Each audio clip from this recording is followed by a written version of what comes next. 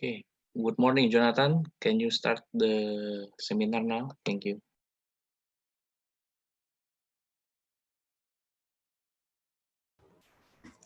Okay, good morning, everyone. My name is Jonathan Wijaya. It is a very great opportunity to welcome you this morning.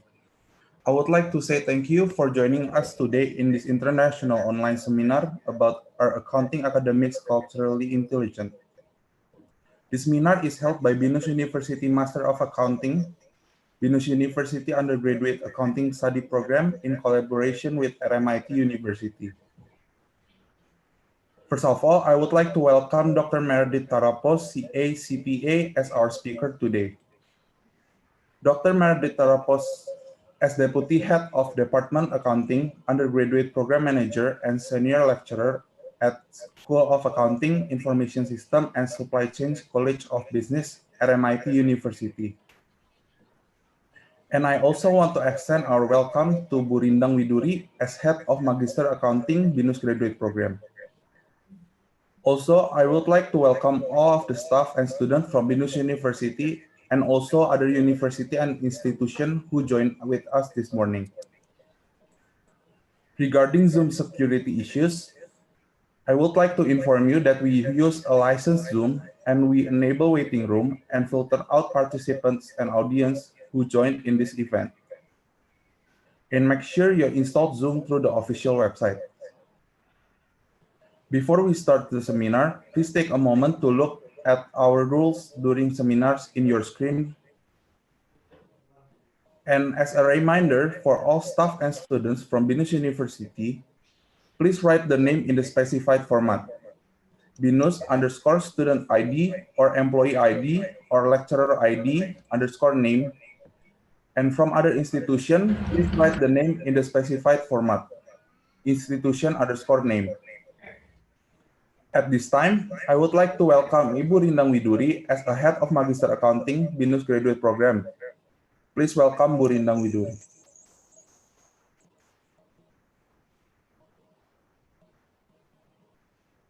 Okay, thank you, Jonathan.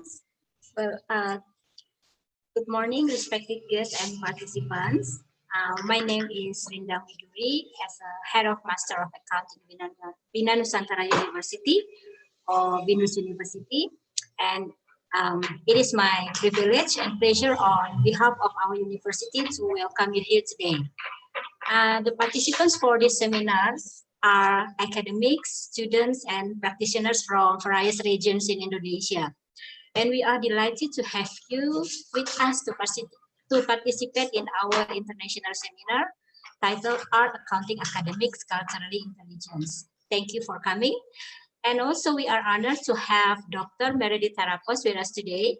Well, she has more than 20 years teaching experience in universities within Melbourne and with RMIT's international partners in Asia as well. Her research background is focusing on behavioral issues in the field of accounting, educational, cultural, and accountability. Correct me if I'm wrong, Dr. Meredith. And today, Meredith will present her research result on how academics deal with culturally diverse students and their colleagues. And before I hand over to Jonathan, our MC for today, I also would like to express my sincere appreciation to the committee who generously helped us to make this seminar come together and to become a success, for sure. And accounting lab team, Agustinus Winoto, Jonathan and Archie, corporate marketing communication and international office team. Well, we couldn't have done it this seminar without you. And once again, welcome to all participants. Enjoy the seminar and prepare yourself to be challenged, excited, and inspired. Thank you very much. So, Jonathan. Thank you, Bu Rindang, for the opening. Moving right along, it is now my pleasure to introduce our moderator, Bu Heni Kurniawati, SST, AK, MSc. Let me introduce a brief highlight about Bu Heni Kurniawati. Bu Heni Kurniawati obtained her diploma degree from Sekolah Tinggi Akuntansi Negara her master degree from University of Illinois at Urbana-Champaign, US, and her PhD at Ghent University, Belgium. She is a lecturer at the Department of Accounting and Finance of Bina Nusantara, where she teaches corporate reporting, auditing, corporate governance, and research method in bachelor and master degree. Her research focuses on the role of auditing and corporate reporting within the context of emerging market, especially Indonesia. She has several awards: LPDP awardee for doctoral degree program 2014 until 2018. Best paper on International Conference on Accounting and Finance, Yogyakarta 2018 for foreign ownership and board membership from developed versus emerging countries and auditor choice, evidence of Indonesia. Please welcome Bu Hendy Kurniawati. Okay, thank you, Jonathan. Dear students and colleagues, I guess from all over Indonesia, yeah. Let me once again welcome you to this international webinar titled Are Accounting Academics Culturally Intelligent? Very interesting topic. I hope you all healthy and safe. My name is Hendy Kurniawati, as Jonathan introduced me, an accounting lecturer of Binus University. And today I will be your guide in this webinar. First of all, I am also delighted to see all of you here, eager to engage in the interesting discussion about cultural intelligence. Although have been decreasing significantly due to COVID-19 pandemics, cross-culture mobility and internationalization are increasing in this borderless world. The confrontation of different culture may have positive effect on richness and perspective and tolerance. However, it is also potential for conflicts. Today, we are pleased that we have Dr. Meredith Tarapos from RMIT University that will share with us the topic. Dr. Tarapos is a senior lecturer and the undergraduate program manager in the Department of Accounting at RMIT University.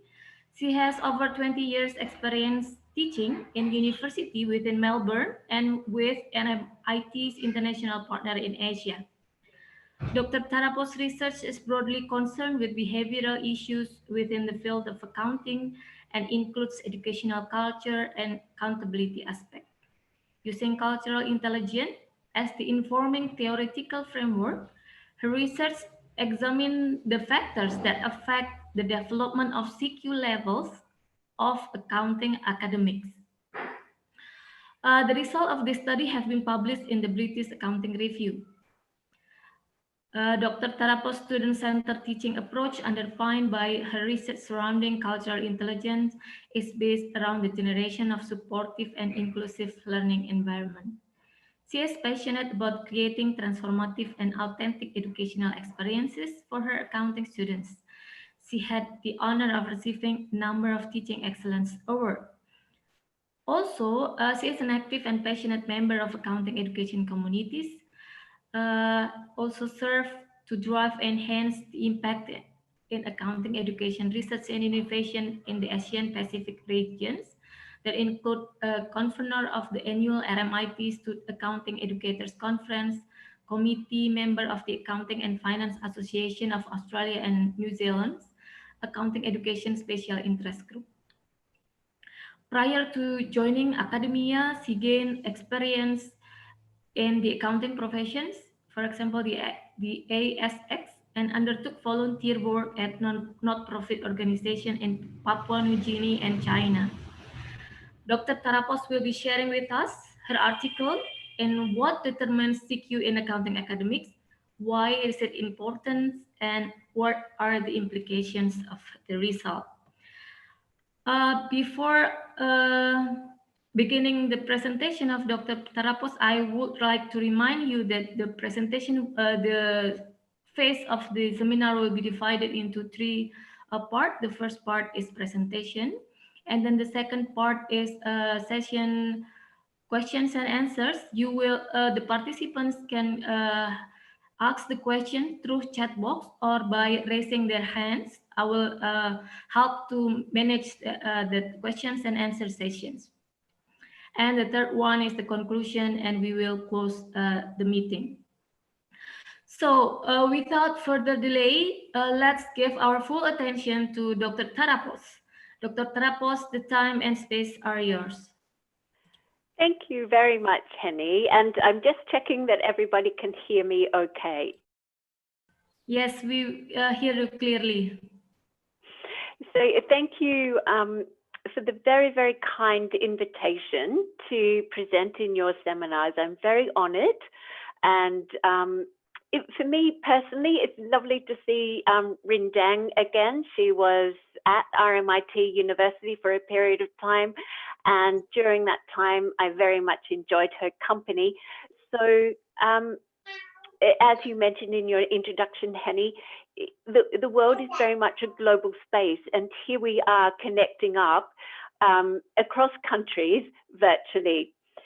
So even though international travel has been largely ground to a big halt because of COVID, but we've just found other ways to connect with each other than in a face-to-face environment. And whilst we may not be traveling, the whole issue of cultural intelligence becomes incredibly important because we are connecting remotely, largely through the use of technology at the moment. And of course, as you know, different cultures have different ways of doing things. So whilst we may not be meeting face to face, the whole issue and surrounding conversation about the importance of cultural intelligence is just as important, if not more so, because we often don't have a lot of the visual clues that we would normally use when we're communicating with each other. Right. So thank you once again for your very, very kind invitation. Welcome to all the participants. I look forward to chatting with you after the presentation, hearing your questions, comments, and anything else that you may have to say. So I'll just share my screen now. So I think I'm hoping that you can see my title slide. Is that correct? And oh, share. Okay, so I'm just checking, Henny, can you see my title slide now? Great, thank you very clearly. Great, thank you very much. And greetings from RMIT Australia in Melbourne. Now, Melbourne is currently in the middle of winter, so it's about 14 degrees here, so quite cold. I'm not a winter person, so I'd very much like to be where you guys are, in much, much warmer climates, but nonetheless. The other thing going on in Melbourne at the moment, in the state of Victoria, we've had a recent increase in the number of COVID cases. So as of midnight tonight, we're all going back into lockdown for a period of 6 weeks. Oh. So it's kind of a little bit crazy here in Melbourne at the moment with everybody preparing to go back into lockdown. So a little bit of yes. And of course, we're preparing for teaching online for our students during second semester. We will not be teaching face-to-face at all during second semester. So a little bit of, little bit of context about what's going on at RMIT and in Melbourne. I've got my email address there, so if any of you would like to correspond with me after the seminar, by all means, take a note of my email address. I'd love to hear from you, any comments that you may have, the research that you're doing. It would be wonderful to keep the communication going after the seminar. Okay, so as I mentioned, you know, the whole issue of globalization has not stopped just because of COVID. And in a way, COVID just illustrates how global we are, how interconnected we are, and how much more complex the world has become. And as a result of globalization, you have got quite a large impact on businesses, multinational corporations, and of course, educational institutions are not immune from that. I've got some figures there about the contribution of international education to various economies, the UK, the US, and Australia. Those numbers will have jumped around a little bit as a result of COVID, but nonetheless, education is a significant revenue stream for host nations, in particular the US, the UK, and Australia. And as a result, what we find in our classrooms in Australia is that we have a very multicultural mix within the classrooms, which is fabulous. I personally love it. And as a result, universities are, you may find this surprising, but they're one of the world's most culturally diverse organizations. And when I reflect on the level of cultural diversity amongst the students in my classroom, they come in Australia. We have students from primarily Asia. So lots of students from China, India, Indonesia, Pakistan, Singapore, Malaysia, Hong Kong, right throughout the Asian nations in particular, as well as students from Europe, the UK, and the US. Also think about it, and on staff at RMIT, our colleagues come from a number of different countries, which I'll show you in a moment. And then as academics, we all know if we want to get research grants and publications in high-level accounting and finance journals, it's advisable to work with international research teams. So we find that a lot of our research is undertaken with colleagues that don't even reside in Australia. They come from different countries. And as a result, we've probably met them at various conferences. And we've just had the major Australia-New Zealand conference over the weekend. So it commenced on Saturday, Sunday, Monday, and Tuesday. It just concluded last night. Conducted in virtual format.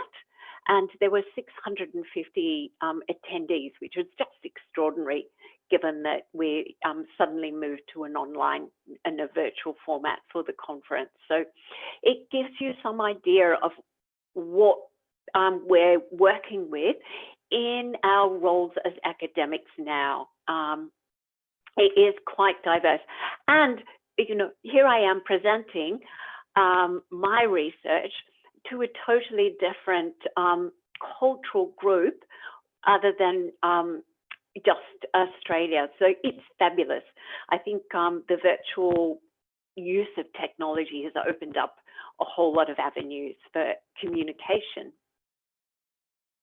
This gives you some idea of where my colleagues at RMIT in Melbourne, the country in which they have originated from.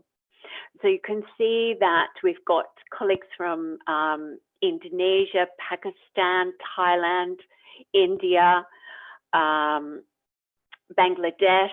China, and then, you know, moving beyond the Asian nations. And there's more than just one colleague from many of those countries, let me tell you. And moving beyond Asia, you know, Africa, we've got a colleague from Kenya, several from Italy, the UK, Russia, and of course our closest, one of our closest neighbours in terms of Melbourne, New Zealand. So many, many different cultures, even within my team, in terms of the course that I coordinate, and then I'm also deputy head of department. So in terms of the colleagues within that department, and so that affects, you know, different ways of doing things, different perspectives, different expectations. all of which can be very, very diverse depending on the culture that those colleagues have come from. Just to give you some numbers around international students in Australia, so huge increase in the 2000s. So from 2001 through to 2012, we've had a 500% increase in the number of international students who are undertaking an accounting undergraduate degree at an Australian university. So that gives you some idea of the level of cultural diversity amongst our student base and amongst the colleagues that I work with at RMIT. Now, all of that can create a really, really rich environment to work within. So in terms of the depth of experience, what students bring to the classroom, you know, when you're having a discussion around something like ethics. Ethics means different things, often in different cultures. And so the richness that students can bring to that conversation can be amazing. Also, when we consider the implementation of international financial reporting standards, what works in one particular country may not work in others when we try and juxtapose that to another culture. Even translating words into other cultures, you know, what does probable, how do you translate the word probable, or true and fair in other languages? They have different meanings, and depending on the particular word selected in another language can give quite a different interpretation to the financial accounting standard other than what was intended by the standard setters. So all of this can lead to fantastic conversations during class, but it can create conflict, it can marginalize students, and it can create all sorts of challenges because each of those students, given that they've come from different cultural backgrounds, will have had slightly different pedagogical methodologies in their secondary school education. Some will have had quite a didactic method of delivery, in that the teacher just tells them what they need to know, they memorize it and give it back in an exam situation.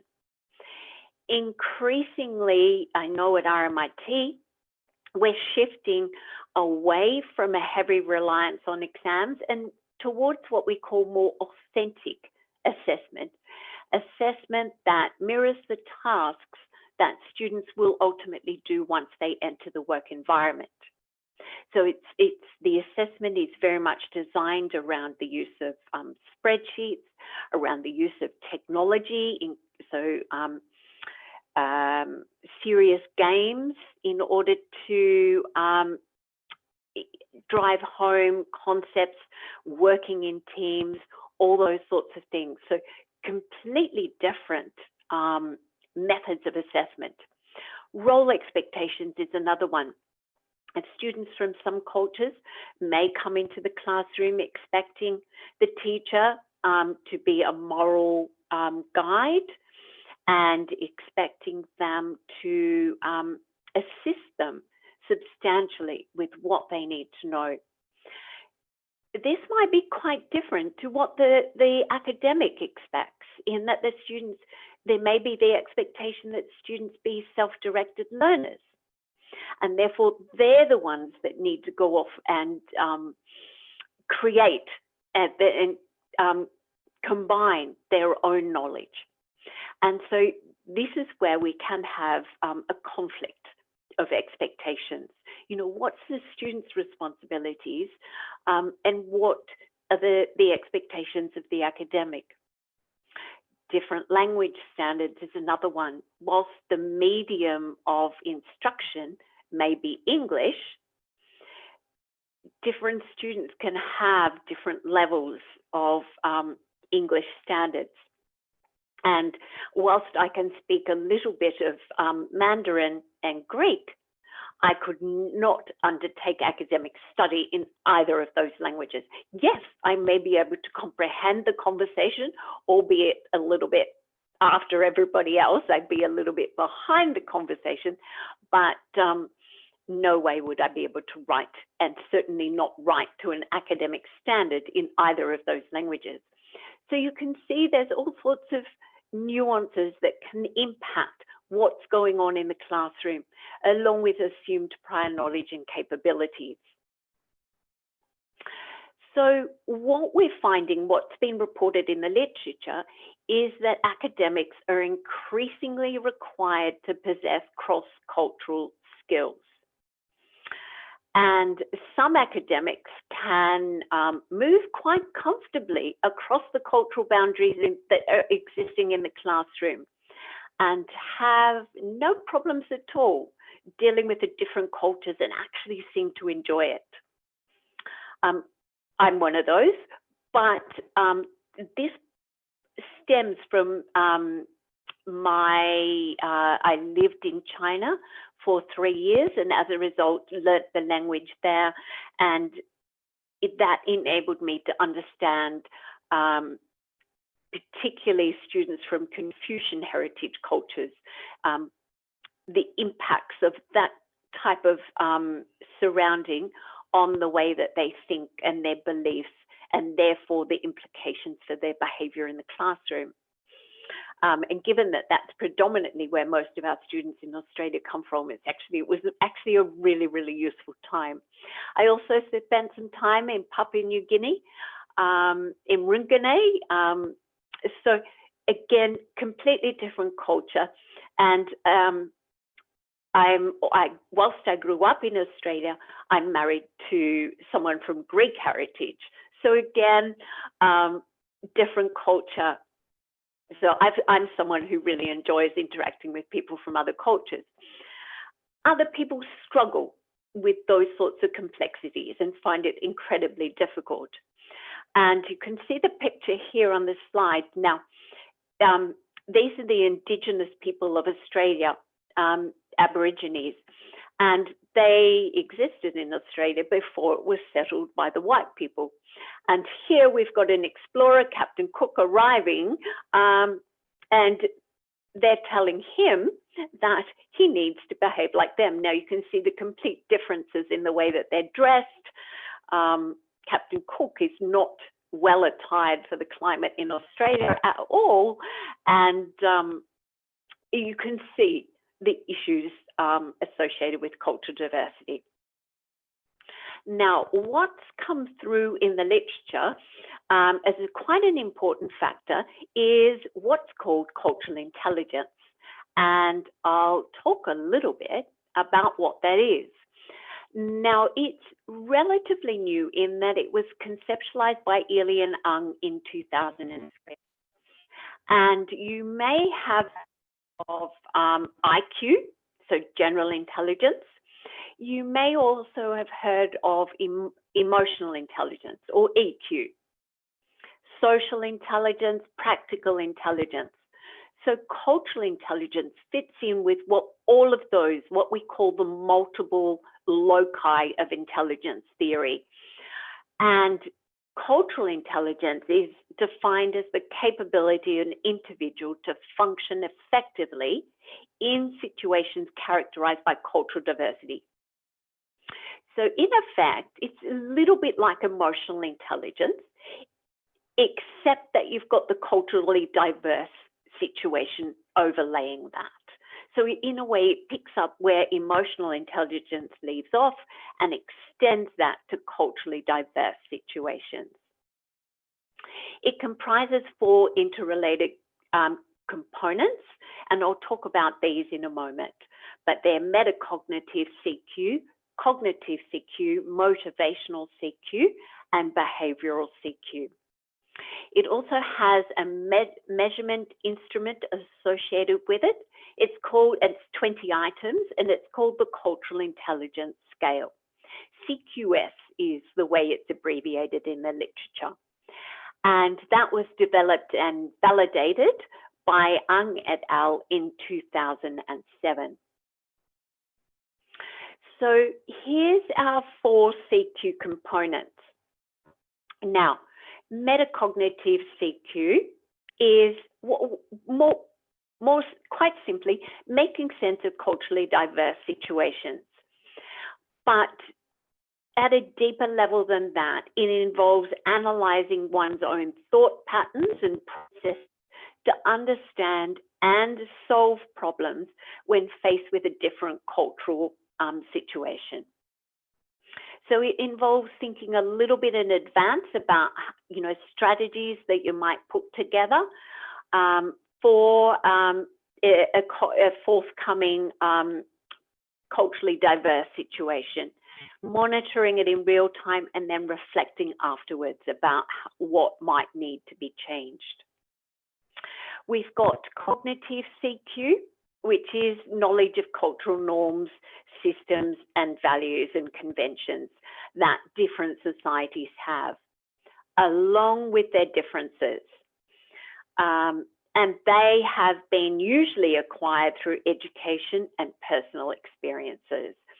And often when you go to, do some training around cultural diversity, it might center around knowledge of different systems and values and their differences. So focusing largely on cognitive CQ. And this is where CQ moves completely, that is part of it, but it's also got, well, how do we take that knowledge and use it to create strategies in advance of a cultural situation? It also encompasses our motivation. So motivational CQ refers to an individual's level of interest, drive, energy to function and interact effectively in culturally diverse situations and to persevere through the inevitable challenges and conflicts. They're going to happen. What's the person's level of motivation to keep going? So it looks at intrinsic, extrinsic motivation levels. And then all of that will influence how we behave in the culturally diverse setting. So behavioral CQ refers to an individual's ability to enact a wide range of behaviors when dealing with people from different cultures. It doesn't mean just to mimic them. Sometimes that would be inappropriate. So it involves knowing how to adapt to the different cultural situations. It includes verbal behavior, so things like accent, tone, expressiveness. It includes non-verbal behavior, so things like body language, gestures, facial expressions. And it also involves what the literature refers to as speech acts, so the exact words and phrases used. So for instance, when I'm teaching my international students in Singapore, whilst the language of instruction in Singaporean schools is English, they often refer to their level of English as Singlish, a combination of Singaporean dialect and English.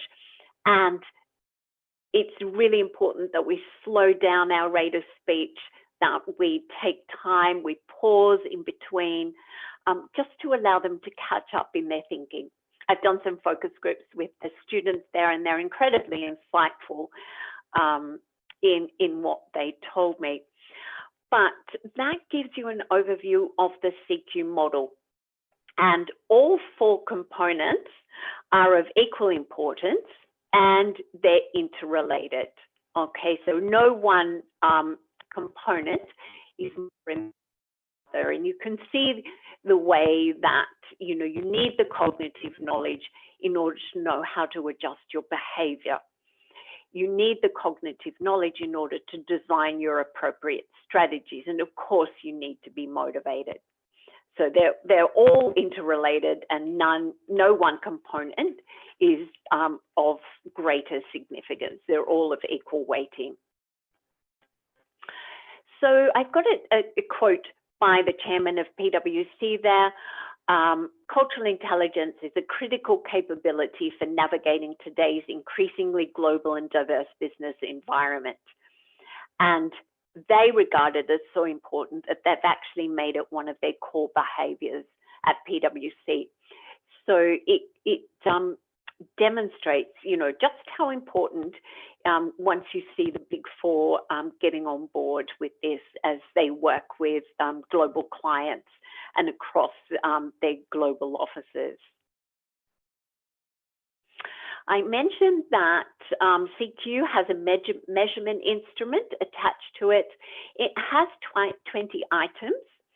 And so 4 of those items relate to metacognitive CQ, 6 relate to cognitive CQ, and 5 items relate each to motivational CQ and behavioral CQ.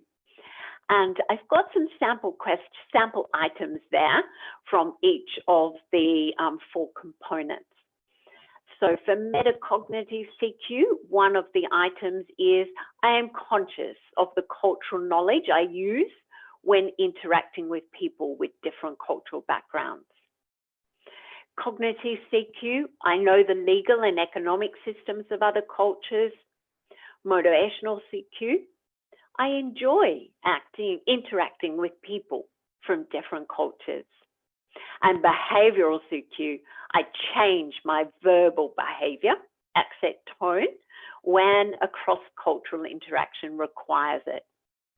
Now, the instrument has a 7-point Likert scale, ranging from 1, strongly disagree, up to 7, which is strongly agree. In terms of the research in this space, cultural intelligence has been looked at in relation to emotional intelligence, social intelligence, and they have found to be related. The cultural intelligence has been found to be related, but distinct from those different types of intelligence. So hence it fits within that multiple loci of intelligence. Researchers have examined the outcomes, and there are a number of cognitive, psychological, behavioral outcomes that are related to cultural intelligence. So things like global leadership performance, the level of cultural adjustment by expats in particular. Other researchers have looked at the antecedents, or things that might lead to higher levels of cultural intelligence. So things like personality traits, international work experience, international non-work experience, studying cross-cultural programs and intercultural contact. Now, the area that this project focused on, the bulk of the work that has been done around antecedents is to do with international work experience. But the findings have not been consistent across studies. And the measures used to capture international experience have largely been confined, up to our study, largely been confined to the number of international experiences, or some attempt to capture the length of short-term international experience. Hence, we've got these mixed findings in the results from these studies. So that's the research to date. And then, and hence the motivation for our study. What we wanted to do was examine the levels of cultural intelligence amongst Australian accounting academics, believe it or not. Australia is quite a unique nation in that it doesn't share a geographical border. We're an island nation. So we don't share borders. We thought it would be a really unique country to examine this. And what we wanted to look at, well, what were the demographic and other factors that might explain differences amongst the levels of IQ in academics. we also wanted to drill down deeper into international experience and examine that in terms of cultural distance and diversity of experience. So what did we do? Well, why did we select academic accountants? As I mentioned at the start, the accounting discipline has been significantly impacted by the increasing number of international students, and accounting has traditionally been at the forefront of a lot of transnational teaching. So I myself have taught for partnership universities in Jakarta, as well as Singapore with RMIT. And other colleagues have taught in Hong Kong or Malaysia as well. So a significant part of our role involves not only dealing with our international classrooms domestically, but we also go to very, very different cultures and teach transnationally. And whilst we used accounting academics, of course, what our findings have relevance beyond Australia and beyond just accounting, because these sorts of issues are not unique by any means to accounting or to Australia. So what did we do? We sent a survey to all, we distributed it online to all full-time accounting academics listed on Australian university websites. So there were 39 universities, and we had a population size of 771 full-time academics at the time of conducting the survey. We excluded adjunct professors, emeritus professors, research fellows, sessional staff, doctoral students. In terms of sessional staff, they often teach for more than one university, so that could have potentially muddied our results. We wanted people who were in the classroom, so for that reason we eliminated research fellows or adjunct or emeritus professors. We received some auto replies from 19 academics, indicated that they were on extended leave and wouldn't be across their emails. So we discarded them. So the usable population size for this survey was 745. We did get 253 completed responses. So a 34% response rate, which for academics is pretty good. We were quite happy with that response rate. What we did was firstly calculate the CQS scores on average for accounting academics, and then we compared that to the results of other studies. So here's how our accounting academics, Australian accounting academics did. There's their total CQ down the bottom there, an average of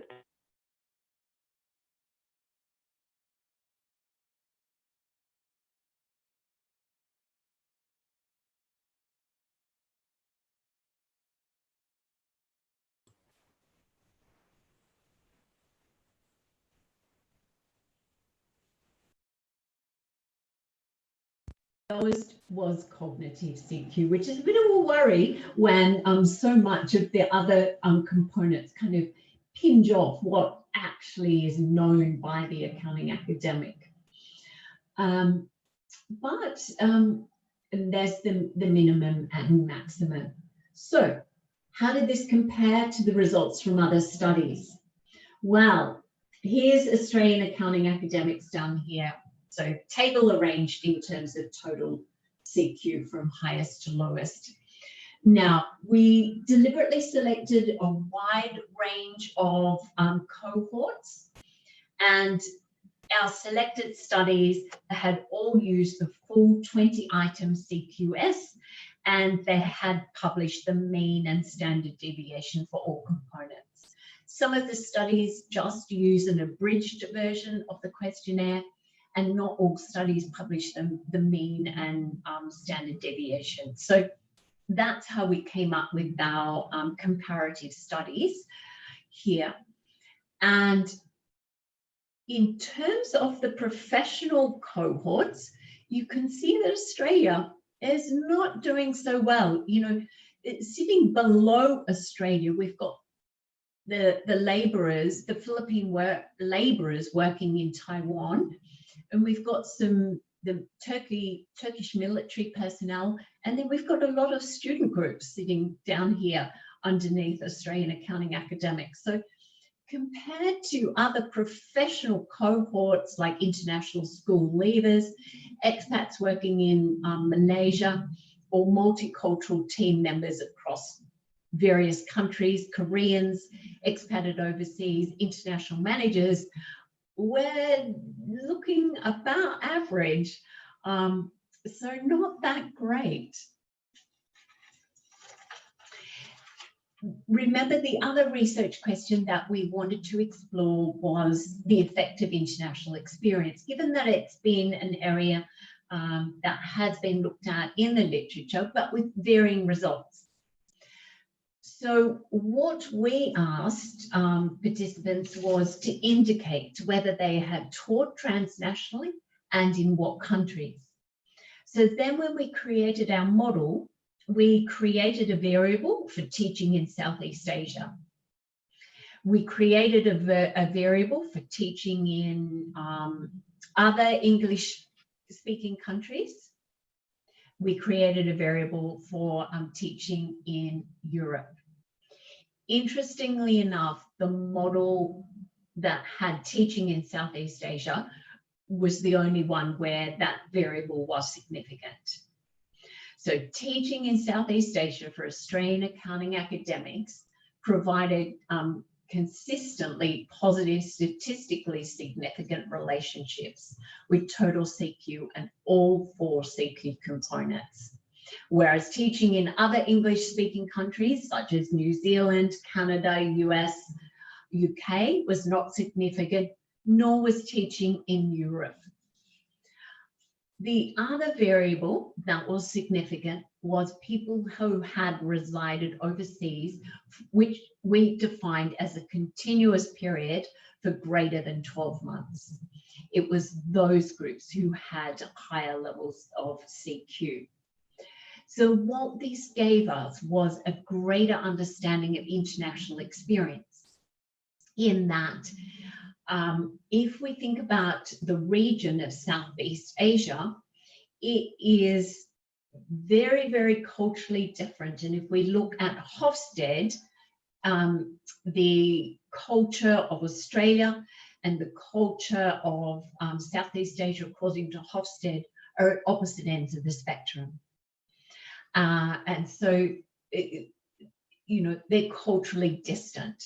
So it was this aspect that led to higher levels of CQ, along with immersing oneself and living overseas for a period longer than 12 months.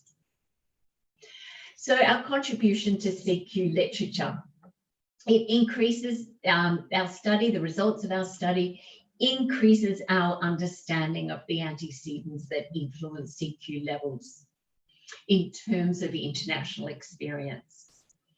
And it is possible that due to Australia's geographical isolation, that you know, many respondents have not travelled or rarely travelled internationally. Interesting observation.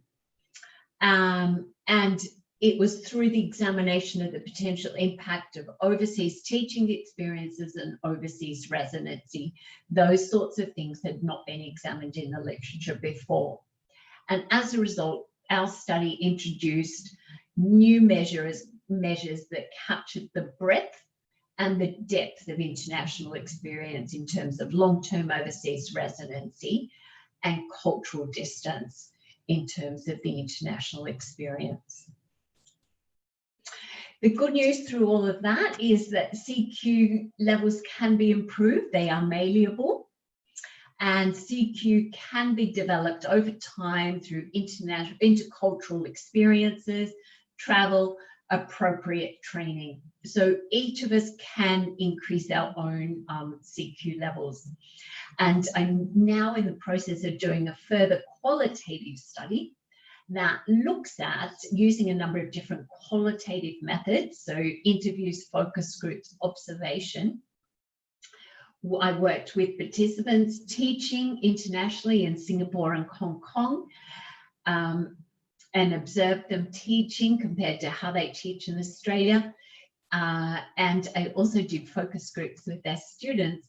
So that really enabled me to look at the process of what happens during an international teaching experience and how that impacts on the development of their cultural intelligence levels. So that's the paper that I'm currently working on, and I hope to have that published, as well as a number of other little studies from this same bigger study that I undertook.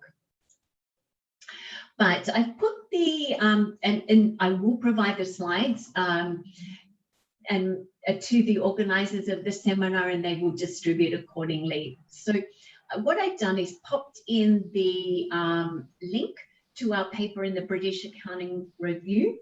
So my co-authors are Brendan O'Connell, who was Rindang's PhD supervisor, along with mine, and Stephen Delaportis, and Ilias Basadozis. So he is from Aston University in the UK.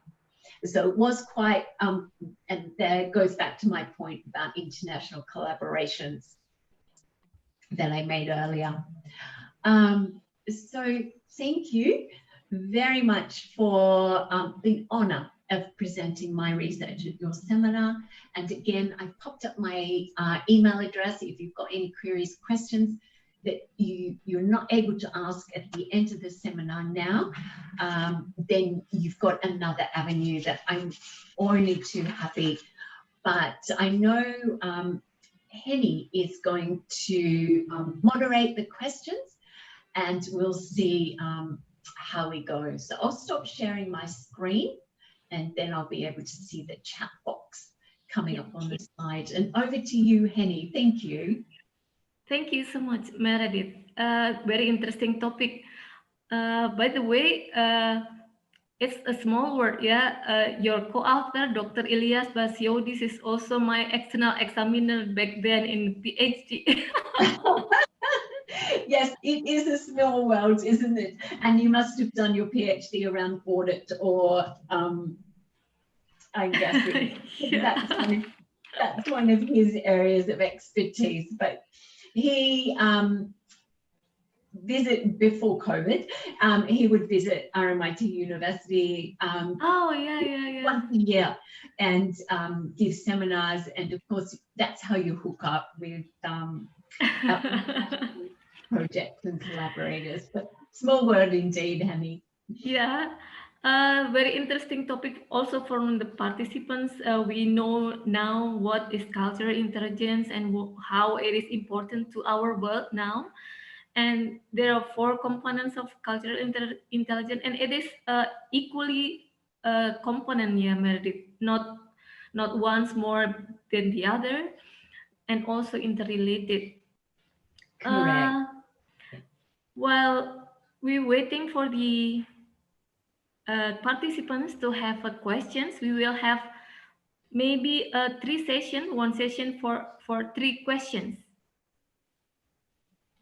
Okay, the first one, I will.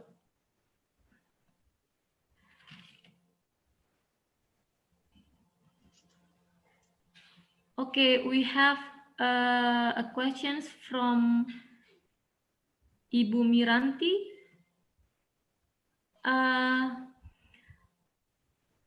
She asks about, would you please to explain or inform us any do's and don'ts for conducting international research collaborations?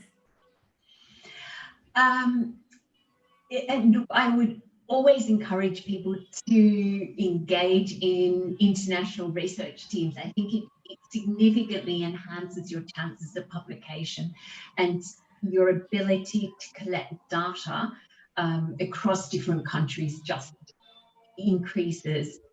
And I think in putting together your research teams, always think about, you want to get a team together. You don't want everyone who's got the same skills. That would be useless. You know, you might have someone who's fantastic with statistics. And so if you're doing quantitative research, survey-based, you need that person to work with your statistics and slice and dice them different ways so that you know, eventually draw out the story that you want to tell. But you also need somebody who's very skilled at story writing, and so can wrap the story around the statistics and position it very, very nicely for an international journal and an international readership. And then you need all the other people to review and make comments and give feedback on the papers. So I have, and sometimes, and you need people that work in terms of your approach to the project the same as you do. So it's no use having people that are motivated. You'll get frustrated. If you're a highly motivated person, you'll get frustrated by someone who's not so motivated. And if you're a lot more casual in your approach, you'll get frustrated by working with somebody who's very pedantic and focused. So you need to think about it, you know, what skills does the person have that's bringing to the project? And also, what are their ways of working? Do you enjoy connecting with this person and working with this person? It's a bit like our student groups. When they work in teams in the classroom, and you see all of those same kind of conversations going on within the teams. Why is this exactly the same with selecting our research partners? And often if you've got a really good research group, you tend to stay with them across different projects as well. Can you maybe share your tips when you work in the research group with culturally diverse? Like maybe we have a conflict related to culture. How you handle it?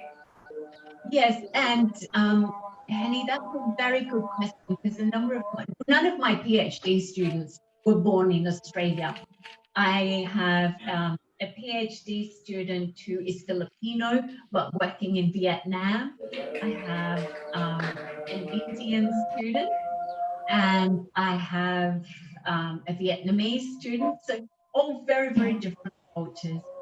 But I think it's important to have that conversation up front about the roles and expectations. Yeah. And my co-author was Brandon O'Connell, and he was my supervisor. So I'm well aware of the way he works. He was also Rindang's supervisor, but we co-supervise a number of HDR students now. And one of the first questions we have with them is, what do you expect us to be doing as your supervisors? What would you like us to do? What are your expectations around us as supervisors? And then we also have the same conversation with the student. Here are our expectations about what we expect you to be doing between meetings, and, you know, supplying a draft, you know, 3 days before the meeting because we need time to read it. So it's very, very important in that very, very first meeting or two, kind of establish ways of working that work for both cultures. And it can be like even simple things like family commitments can impact on the way a student can work, as well as culture, as well as, you know, other expectations within the family group or their own personal situation. So it's always critical that all those things are kind of freely discussed, and if any of that changes or is not working, then the students know that they're free to say, can we do this another way? And you just have that frank and open conversation. It is a little bit more difficult where in a PhD relationship where the student is perhaps feels a bit inhibited, and particularly from some cultures, this may be very difficult to kind of speak up with a supervisor who is seen as, you know, someone much more senior than them. But I think I work quite hard to develop that relationship with the student and just check in with them to see how they're doing, which is very different to checking up. Checking in just means, how are you going? You know, can we support you in any other ways? Is this way of working helping you to work efficiently, or is it giving you, providing stress? How would you like to do things differently? So I think it's just maintaining open communication, which can be difficult to work with in some cultures, but it's critical to a successful partnership. Yeah. Okay, thank you, Meredith. We're still waiting for the participants to ask questions. You can either type in the chat box or just raise your hand through the participants box. Bu, can I ask questions straight away? Yes, sure. Please, Bu Yansun. Yeah, sorry, Dr. Meredith, it's a very interesting research actually about cultural intelligence, because this is the first time I heard about it actually. And then I'm just curious about the other variables that maybe distracted your research sometimes, like maybe about the technology updates of the people, or maybe the behavior of their age different. Is it including in the variables that already considered as the cultural intelligence? Thank you, Jensen. And yes, we did look at age. We did look at seniority levels, so whether they were a professor, associate professor, or a lecturer. None of those variables were particularly significant. One variable that was a little bit interesting was whether the respondents were male or female. And the females were found to have statistically higher levels of behavioral CQ.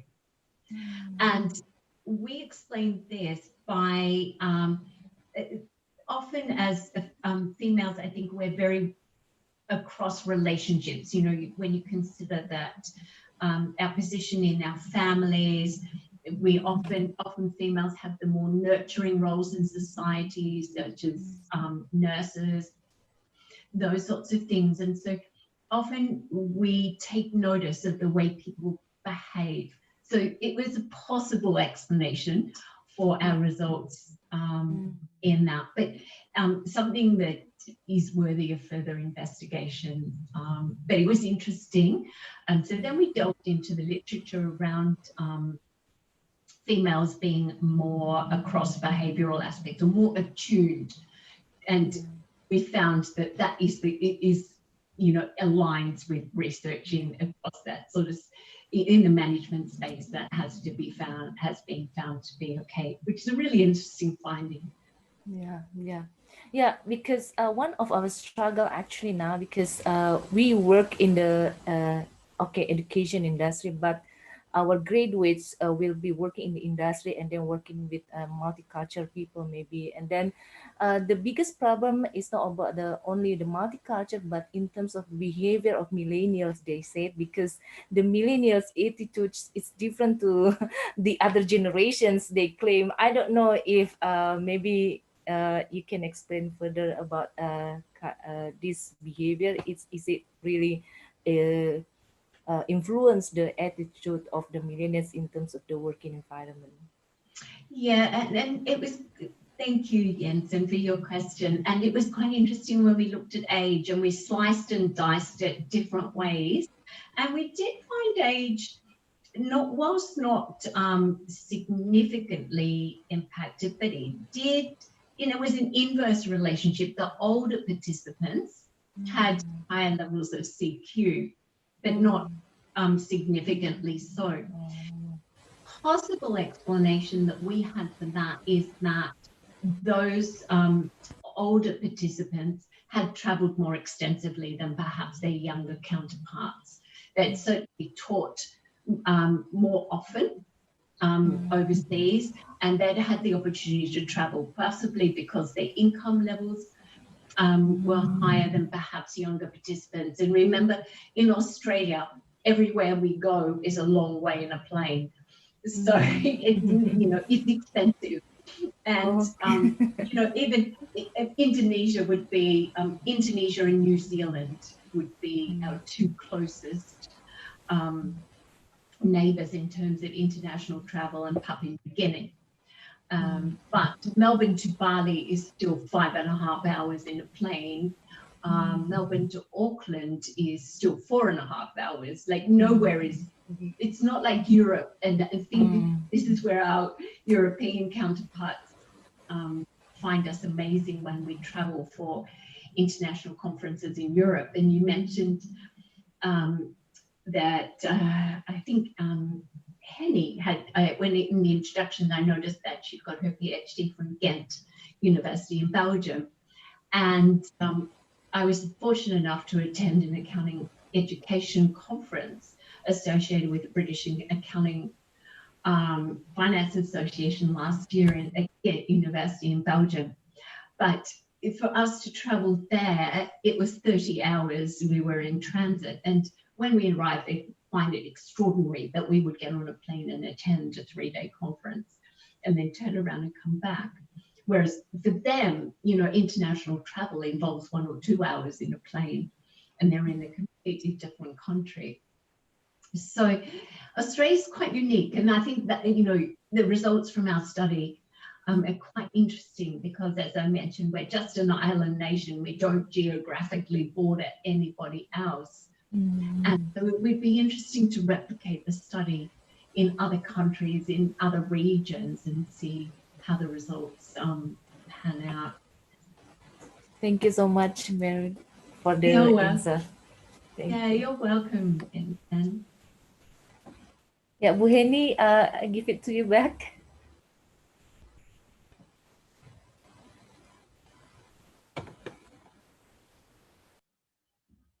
So Henny, any other queries coming through from the audience?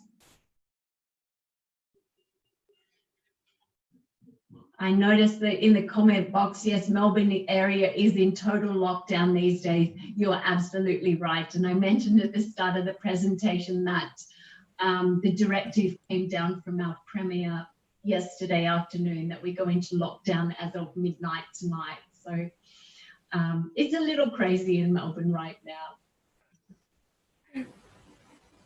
I'm just scanning through the... Can I... I think Pak Iksan Mojo raised his hands, Pak Iksan. Thank you, Bu. Jadi, thank you, Bu Meredith. I think it's very interesting. The thing that I want to ask you, your survey is about like teaching to culturally different different background students. But my question is the other way around. What if, for example, like us in Binus International, we're teaching basically from the lecture coming from the Asian background, say Indonesian background, to the overseas. Many of our students also international students. Yes. What do you think will happen? Is if the reverse happens, it's not like the students culturally coming from like background of Europeans, but what if the lectures is that the situations? Your conclusions can still be valid, or is there anything that we can adjust to cater for that? That's my questions. Thank you. Thank you, Ishan. And our survey was to all accounting academics employed at Australian universities. This does not mean they were born in Australia.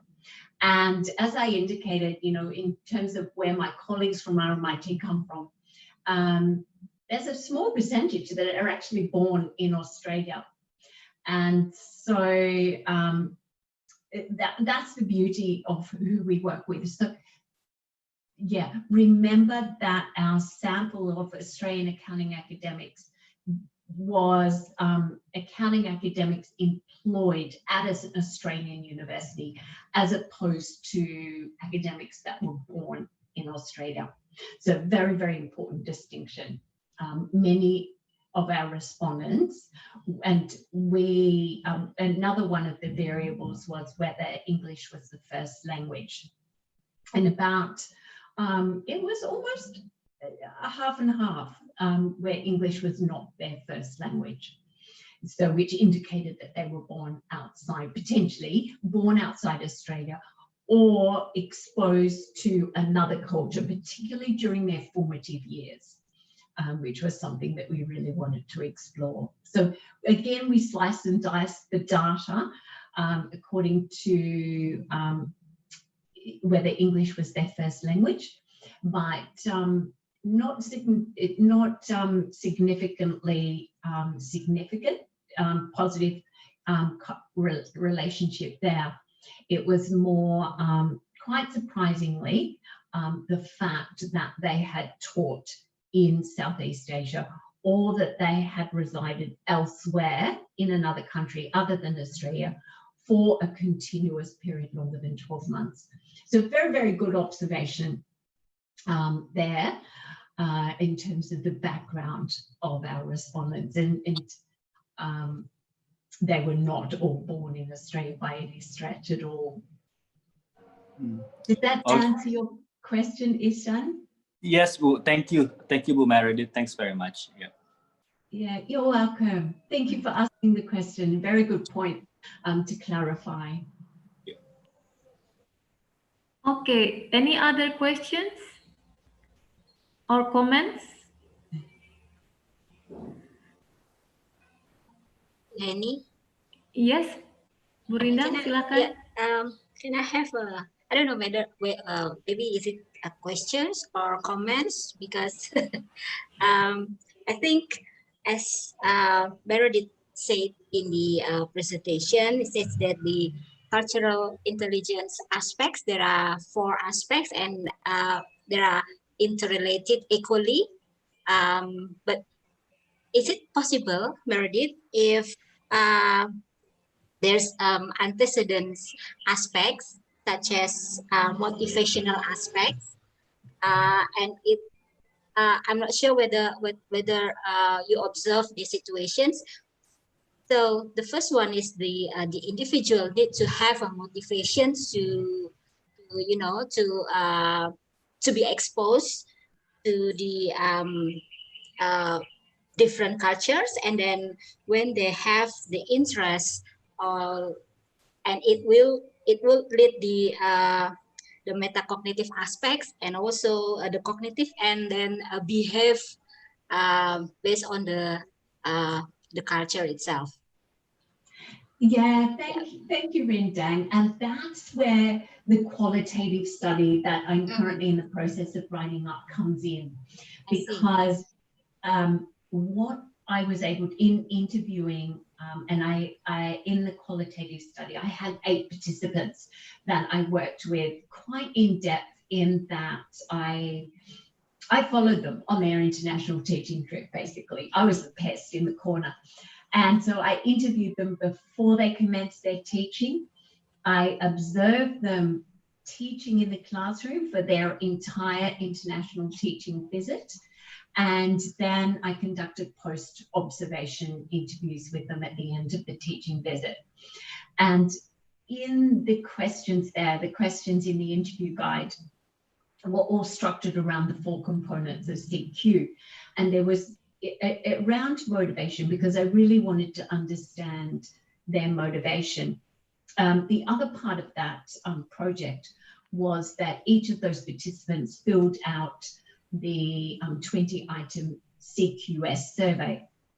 So that enabled me to calculate their levels of cultural intelligence across all 4 components and compare them to the average that I had for the Australian accounting academics.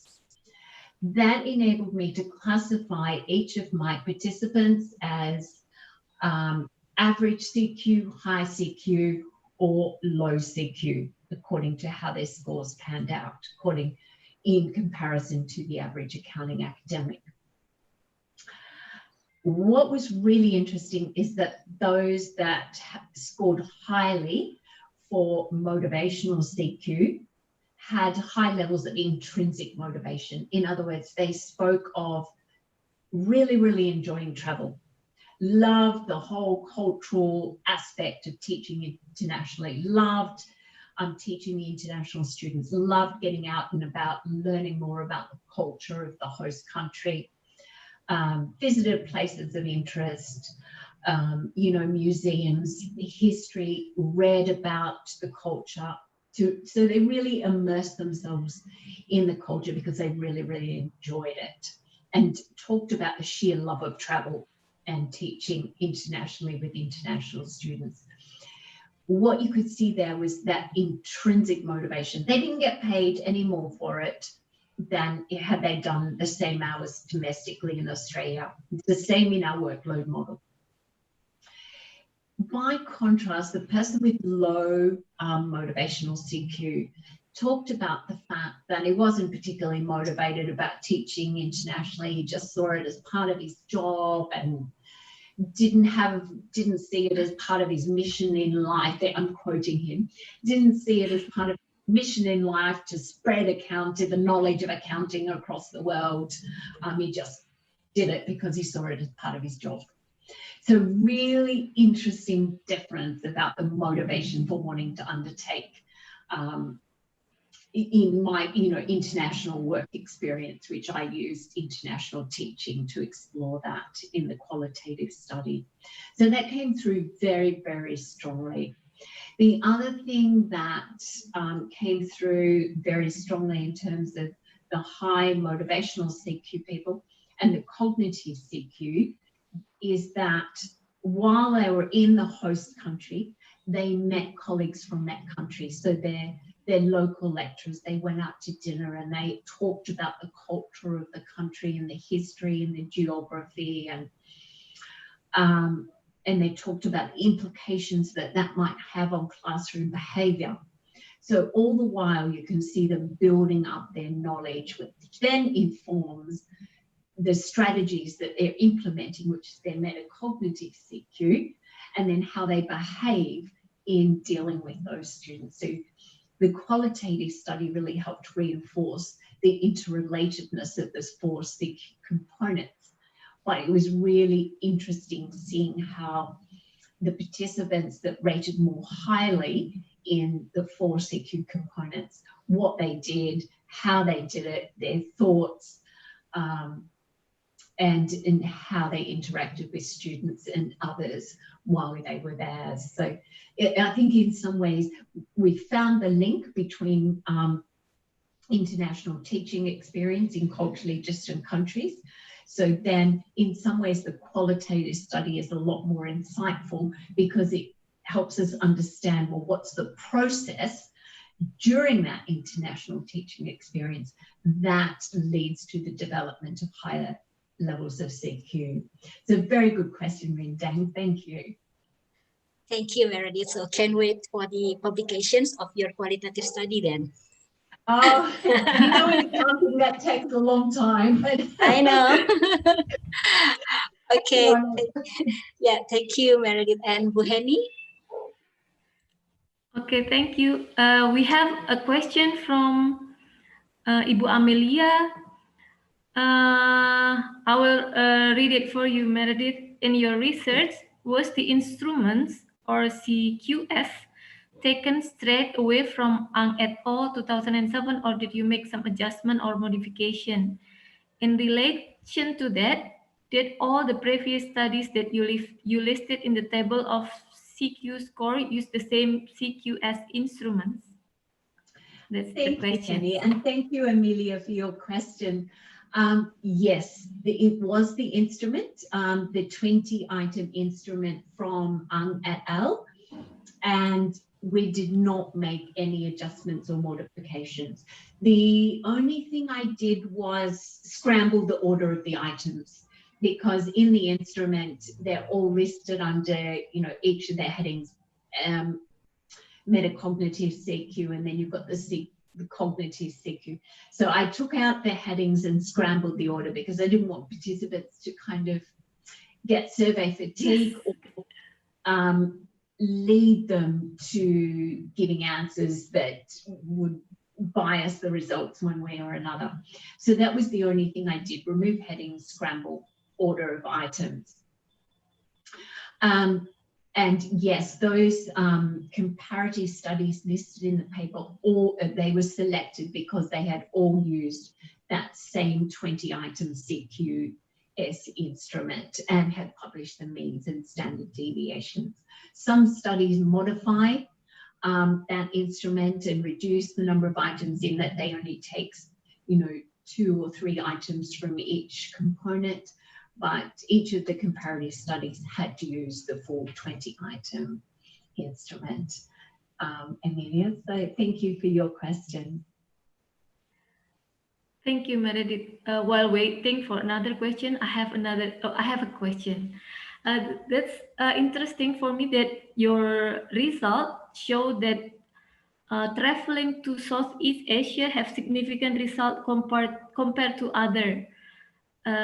Is it because Australia has some closeness culture to another country, for example, UK or other Western countries, or can you also consider another that has a distance relation with Australia, for example, another countries that are not Southeast Asia? Is it the same result in it? Yes, so we asked participants because the instrument that we used had 2 sections. So section 1 was all the background data and section 2 was the 20-item instrument. One of the questions that we asked was, had they taught and we listed the 4 most common countries for Australian accounting academics to teach, and that would be Singapore, Hong Kong, Malaysia, and China, and then we had other, and then we had place specified. So they had specified the country. So then when we were doing our coding, we coded Southeast Asia, so Singapore, Hong Kong, Malaysia, China into one variable. We coded what we called Anglophone countries, so English-speaking countries, UK, US, Canada, New Zealand. We put them into one basket. And then we had Europe, because a lot of our academics, of course, have originated in Europe and have taught in other countries around Europe. So we had Europe. They were the predominant categories. Other academics, sprinkling, had taught in other regions or countries outside that, but not many, so not enough to kind of group together and have to be able to play with the statistics in a meaningful manner. So, if someone were to conduct the survey amongst Indonesian accounting academics, of course, the countries that would be culturally distant to Indonesia would be quite different, and you probably get quite different groupings. But I think the takeaway from our findings was that teaching in a culturally distant country was positively significant on impacting CQ levels. And it doesn't matter what that country is in relation to, where the academic is based. The fact that it was culturally distant was the most important factor, rather than the location of the country as such. So, if you were doing it, what would be a culture that is culturally distant to Indonesia, for example, rather than, and you could compare that in a model with, say, teaching in another country that has some similarities to Indonesia, and you probably find very, very similar finding that it's the cultural distance in that international experience that leads to higher CQ levels, I'm guessing. And then when it also significantly affect the CQ levels, what is the difference between staying to another country to like teaching in Australia but in international class? Okay, so the international teaching experience was a short-term one. Mm-hmm. Okay, so short-term intensive teaching. The overseas residency we defined as for a continuous period greater than 12 months. So you can see there are two quite different time frames there. One, you know, what we wanted to see was, even though the participants, the respondents, are just going to another country to teach for short intensive time periods, is that going to have an effect on their CQ compared to that deeper immersion? And surprisingly, both were significantly related to higher levels of CQ. Yes. And again, we overseas residency, we sliced and diced according to country. It didn't make any difference. The fact that they had lived overseas for a Interesting, yeah. period. And we defined it because, you know, otherwise it can, you know, in terms of myself, I would say yes to China. And we asked them for the names of the countries and the years. If that were myself undertaking the survey, I would say yes to China because we lived there for 3 years. But in terms of Papua New Guinea, I lived and worked there for a period of 3 months. So I would not be able to select that as an option for in responding to that survey. Yeah, interesting. Yeah. About the implication, Meredith, you said in the last slide, if I'm not mistaken, that CQ is not like it is malleable, so you can train yourself. Because nowadays we have to move to another culture. We have to, like, this is the important skills for the students to go to the industry. How do you think that it is included in the curriculum for accounting education, or how to make them like culturally intelligent? Maybe we have to send them outside.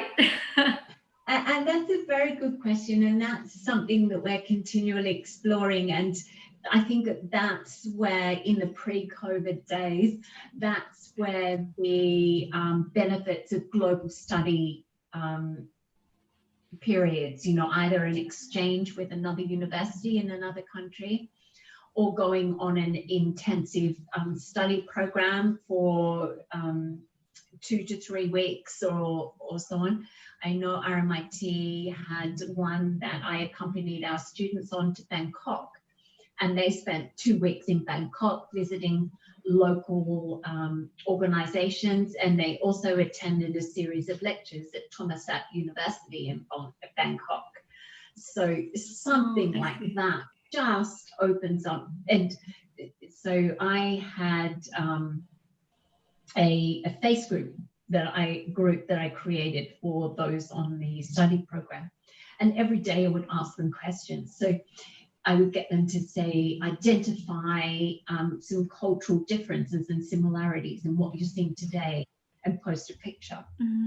So they would talk about, you know, the advertising that they were seeing and how that was different to the type of advertising that you see in Australia, and the type of people that were represented in that. When we went to visit organizations, I would get them to think about the managerial style. And one of the organizations that we visited was the Ford manufacturing plant just outside of Bangkok. Now, Ford was originally, well, they had a manufacturing plant in Victoria, and it was subsequently closed down and the manufacturing moved to this particular factory in Bangkok. And the manager was the same that was there in Geelong, and he had gone over to Bangkok to manage this factory. And one of the questions I got him to explain to the students was, well, how is your managerial style changed as a result with the different culture? What do you have to do differently in terms of managing your employees? So we talk about fascinating differences in terms of what they did on the weekend and then how that impacted the way they came to work on Monday, and how the conversations, the difficult conversations that he had to have, how he would, in Australia, he could do that more directly, but in Bangkok, he had to do that more indirectly. So I think, this is something I discuss with my students, because, when they were doing group work, and a number there might be a student from China and Indonesia and Malaysia, and there might be a domestic Australian student in there. Different ways of working. And, one group were fantastic. They said, every time we met, we went to the culture, a restaurant of the culture of one of the people in the group. So I think one was Japanese, and they had a meal at a Japanese restaurant. So the Japanese. Interesting. I wouldn't have thought of doing that. But they said they just learned so much from that experience. So we can do it with the students in our classroom, but I think it's also a fascinating observation to sit in staff room meetings and look at the way people from different cultures react, how they ask questions. We've got an Italian colleague who's absolutely gorgeous, but when she asks a question, you'll get the question in this most beautiful, flowery language, telling you all the ins and outs, and it's very detailed and it's absolutely gorgeous, but totally different approach to see someone from Australia who'll just go bang and ask the question straight away, or a colleague from maybe China who may not feel comfortable in asking the question in the room, but will ask it outside the room privately. Oh, okay. Yeah, so, yeah. You can even reflect on the way your colleagues work, and that gives you, you just increase your knowledge so much. And, just having lunch with colleagues from different cultures and chatting to them about what they did on the weekend, that is a really interesting conversation to open up the way different cultures spend their leisure time and what they value as important. And, where they may see family in that, or society, and how they view work. They're conversations that you can have all the time, every day, to constantly increase your knowledge. And of course, there's regional differences. It's like saying all of Australia behaves one way. It doesn't. The people from Tasmania down the bottom of Australia are very, very different to, say, the people in the Northern Territory or Western Australia. Even between Melbourne and Sydney, there's cultural differences. Melburnians are known for wearing a lot of black and being very introverted. Sydney is known for being more flamboyant and extroverted. And Melbourne, Sydney, and you would know from regions in Indonesia, different islands each have their own culture that are quite different from other regions. So, the more, once you get started on the journey, and this is the cultural intelligence journey, you just start learning more and more, and it influences the way that you behave and the questions you ask, and, different ways of working with different people. You will be increasing your CQ levels as you go on. Okay. Thank you, Meredith, for the insightful experience you share with us. I think we have one more question for this meeting, from Ibu Amelia.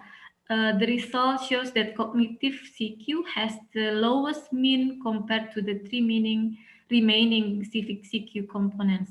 What could be the potential reasons for these findings? Thank you, Amelia. And again, a very good question. And we did reflect on that. Possibly it's because Australia, one of the reasons we thought was possibly because Australia is an island and doesn't share a geographical border, that we don't naturally, and everyone's far away from us, that we have to be quite active in, but we've got also a lot of cultures under our nose. So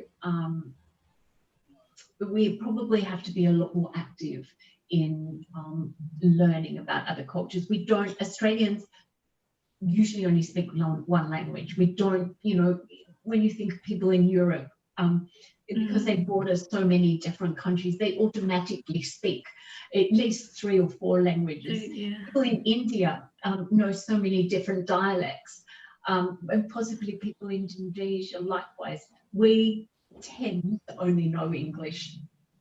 We're quite insular because we don't border another country. So I think that we, as we reflected, we think that that's possibly one of the reasons that we're geographically isolated.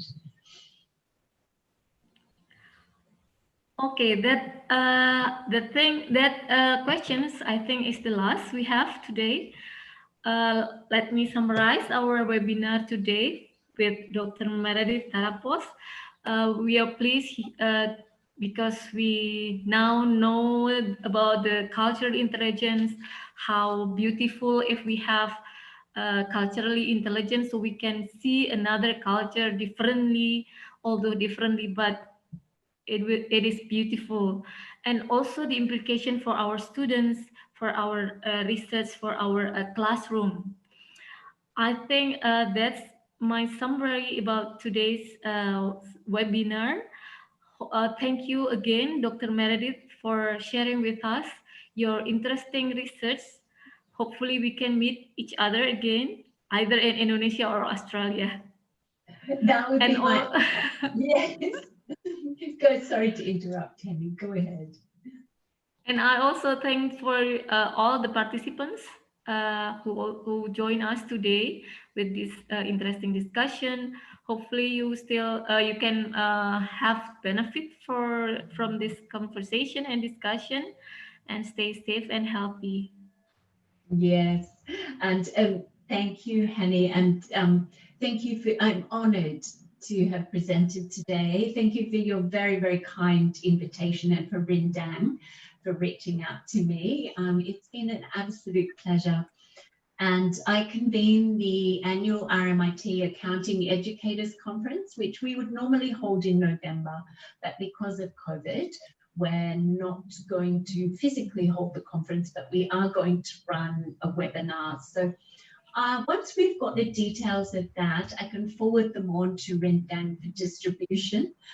We'd love to have you join us virtually this year, and in subsequent years, we'd love you to have us join us physically at RMIT in November come 2021. But again, I'd like to echo your words, Henny. Please look after yourself and stay safe in the current environment. Thank you, Meredith. Thank you, Meredith. Thank you semua. Makasih. The participants, we need to stay a bit a while, and I return to the committee for the next agenda. Okay, thank you, Dr. Meredith and Bu Henny, for the valuable insight. I believe this presentation will help us understand the topic much better. And now for the last part, we are going to have a digital photoshoot sessions. So please make sure you turn your cameras on, and I would like to invite Mr. Agustinus Winoto to take the picture. Hello, good This is afternoon, the everybody. important session. Yeah. The picture. Kindly please turn on your camera first. Okay. So we will have around 6 pages, so it will take some time. Okay, we will start now. Okay, for the first page, smile, 1, 2, 3. Okay. For the second page, 1, 2, and 3. Okay. For the third page, 1, 2, and 3. For the fourth page, 1, 2, and 3. For the fifth page, 1, 2, and 3. And for the last page, 1, 2, and 3. Okay, thank you, Jonathan.